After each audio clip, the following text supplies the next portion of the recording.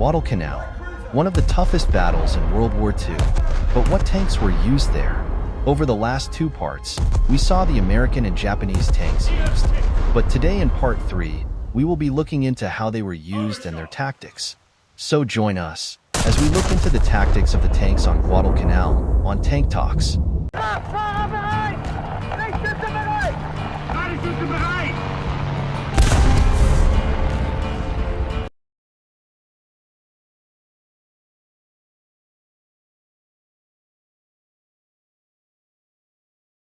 The tanks that were used on Guadalcanal, the M3, M2A4, and the Hago, were all mainly used for infantry support, which is strange, because all of the tanks did not have any high explosive rounds, which work best for anti-infantry and destroying strongholds.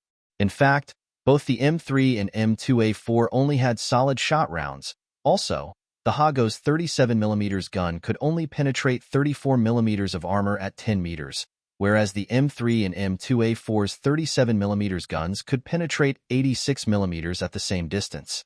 Another thing to consider is that the Hago had only 12mm of hull armor and could be penetrated by a 50 caliber machine gun, like the M2 Browning, which the Americans have used from World War I to modern day, but that is a topic for another video. The M3 and M2A4, on the other hand, had 38mm of hull armor, and the M2A4 had 25mm of hull armor. The tanks were also very good for defending, but when there was space for them, they were used in attacks. One tactic that the Marines used with their tanks was called back-scratching, in which when the Japanese would try to climb onto the tanks to destroy it, the tank behind it would shoot their machine guns to kill the Japanese. Overall, tanks were not that big of a part during Guadalcanal, but they were there and were used.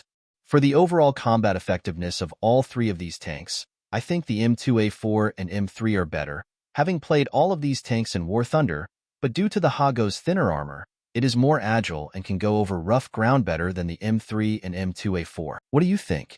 Were the M3, M2A4, and Hago effective for use at Guadalcanal? Leave your thoughts in the comments below.